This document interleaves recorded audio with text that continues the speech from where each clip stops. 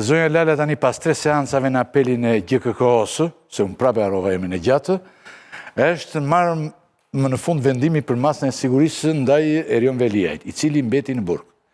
Çfarë ndodhi në këto seanca, sepse kemi të bëjmë me 3 ditë rresht, dhe ti, shkurt, sakt, qartë, i thua popullatës tani, i ta kuptoj çfarë ndodhi.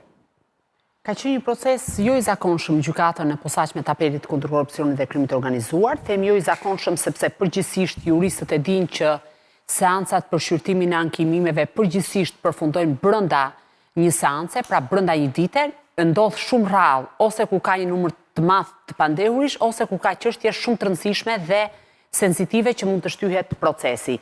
Të martën seanca e parë zgjati afro 7 orë, diku të rreth 3 orë gjysmë kanë folë vetëm avokatët e zotit Veliaj, Artur Selmani dhe Ermir Beta, të cilët listuan në mënyrë të përmbledhur të gjitha provat dhe faktet që sipas tyre zoti Veliaj nuk mund të qëndronte në masën e arrestit në burg. Ata kërkuan dhe vendosën një garanci pasurore me qëllim që zoti Veliaj, pra kryetari i Bashkisë Tiranës, të lirohej kundrejt garancisë pasurore.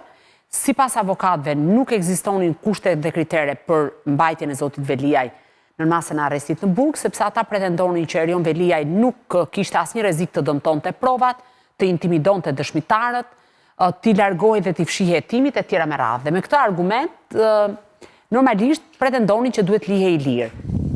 Pastaj mbajtën fjalën e tyre avokatët e të dyshuarve të tjerë, Elmana Bules, Gentian Sulës, Shkëlqim Fushës dhe Meriman Palushit. Fatmir Bektashi dhe Ajola Xoxa, pra biznesmeni Fatmir Bektashi dhe bashortja e kryetarit të bashkisë, nuk kanë ushtruar të drejtën e ankimit.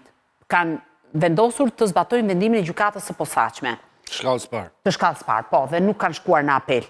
Çfarë ndodhi? Pasi përfunduan të gjithë avokatët, mori fjalën prokuroria për të kundërshtuar pretendimet e avokatëve dhe në fjalën e saj prokuroria tha që zoti Veliaj duhet të mbahet në burg dhe një ndër pikat kryesore që prokurorët arsyetuan kishte të bënte pikërisht me faktin, sipas tyre zoti Veliaj përbënte rrezik për kërcënimin e dëshmitarëve, shantazhimin e tyre apo prishjen e provave dhe për të provuar këtë gjë sollën disa përgjime të realizuara në qelinë e burgut të Durrësit. Pra zoti Veliaj, që nga momenti që është izoluar në paraburgimin e Durrësit, në datën 13 shkurt dhe deri ditën që është paraqitur në gjykatën e apelit posaçëm, është përgjuar me vendim të gjykatës së posaçme në të gjitha biseda që ai ka patur me persona të ndryshëm, po kryesisht janë biseda me familjarët e tij.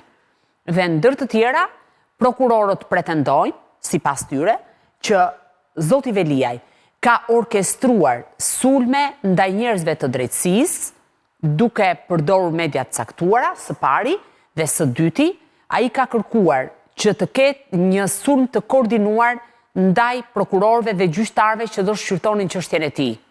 Më pas ka patur një gjuhë të ashpër ndaj zyrtarëve të Ministrisë së Drejtësisë dhe disa zyrtarëve të tjerë të lartë dhe në veçanti ndaj Drejtorisë së Përgjithshme të Burgjeve, për shkak të një kontrolli që është bërë në qelinë e zotit Veliaj dhe në sektorin ku ai është izoluar, sepse ka patur dyshime që mund të kishte celular dhe ka patur një përmbysje, nëse mund ta them kështu, të qelisë zotit Veliaj dhe zyrtarëve të tjerë të lartë. Unë kam thënë dhe më herët që zoti Veliaj ndodhet në të njëjtin sektor me Alçi Bllakon, me ish deputet socialist, me Ilir Beqan, ish ministri i shëndetësisë dhe zyrtarë të tjerë. Dhe gjatë këtij kontrolli, me sa duket ky moment nuk është pritur mirë nga zoti Veliaj dhe ka një gjuhë sipas prokurorëve kërcënuese. Prokurorët në sallën e gjyqit kanë deklaruar që për shkak se zoti Veliaj ka këtë sjellje edhe në një institucion sigurie, siç është IEVP-ja e Durrësit, imagjinoni thon prokurorët, pra pretendojnë ata, se si mund sillet ai jashtë me dëshmitarët për shkak të pushtetit politik, për shkak të pushtetit financiar dhe për shkak të pushtetit mediatik. Dhe për këtë arsye prokurorët kanë këmbgulur që të mbajnë në masën e arrestit me burg. Për shkak të këtyre provave të reja, vetëm përgjimet janë diku të rreth 90 faqe, ato se janë zbardhur sepse ka shumë të tjera të cilat nuk janë. Provat e reja që depozituan? Po, prova e parë është përgjimet dhe këtë po të arsyetoja.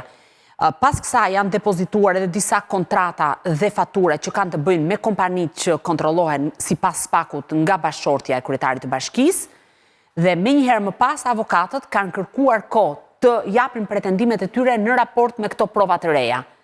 Dhe ditën e djeshme pati një tjetër seancë maraton, ku avokatët bën pretendimet e tyre dhe foli dhe vetë Zoti Veliaj. Zoti Veliaj deklaroi në mënyrë të përmbledhur që SPAK po përdor kundër tij biseda me të birin dhe me familjarët. Janë biseda sipas tij që kanë të bëjnë me intervista që ka dhënë në media kryesore në vend për të sqaruar pozitën e tij. Pra ky ka qenë pretendimi i Zotit Veliaj dhe nuk mund sipas Zotit Veliaj që bisedat e tij me familjen të përdoren si prova në proces.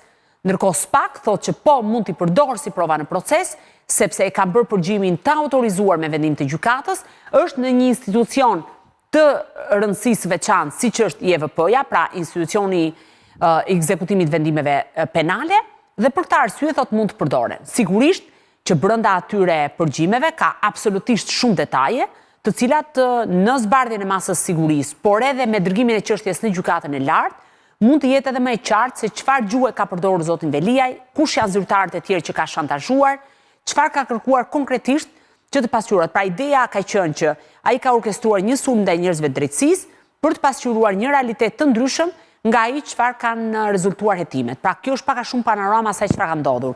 Ndërkohë ditën e sotme ishte vetëm shpallje vendimi që u la në fuqi masa për Zotin Veliaj dhe për 3 biznesmenët, pra detyrim paraqitje për Gentian Sulën, Shkëlqim Fushën dhe Meriman Palushin. Ndërkohë u zbut masa për biznesmenin Elman Abule, nga arrest në Burg u dërguar në masën e sigurisë arrest shtëpie. Klodi Lala, për para se të kalem të domori, i specifikove ti edhe të media, të Ola për median, urdhat e Veliajt për median, po çfarë përgjimet e SPAK-ut për Veliajin dhe vëllain, mi specifikove ti? Ti specifikova, pra ka 2 drejtime, ka një drejtim që Zoti Veliaj përpiqet të ushtrojë gjithë ndikimin e tij në media kryesore, me qëllim që të ketë sulm ndaj institucionit SPAK dhe ndërkohë të ketë një narrativ që i shkon. Cila realisht u reflektua. E para dhe e dyta janë printuar në fakt shumë media të cilat janë dorëzuar si provë në gjykat, faqe online e tjera me radhë. Dhe e dyta ka të bëjë me një gjuhë shantazhuese sipas SPAK-ut që është përdorur në drejtim të disa zyrtarëve të caktuar.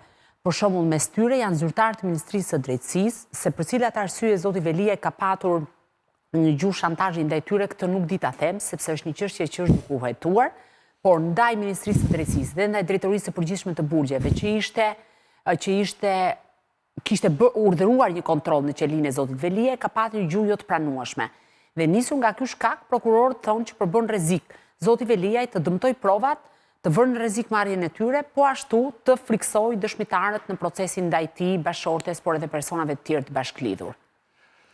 Ola, konkretisht, çfarë urdhrash, sipas jush se ke disa ditë që ka ndodhur kjo, 3-4 ditë domethënë, çfarë urdhrash ka dhënë Veliaj për mediat, është mjaft e çuditshme që një politikan i arrestuar të ketë ende ndikim të rëndësishëm në mediat nga Burgu, sikur të jetë kryetari ndonjë organizate të madhe, mafioze që drejton nga qelia. Ylli, nëse do të më lirit pak kohë, do doja që ta analizoja pak se si është piramida e urdhrave që Zoti Veliaj u ka dhënë mediave. Se cilët janë urdhrat konkretisht që Zoti Veliaj ka dhënë mediave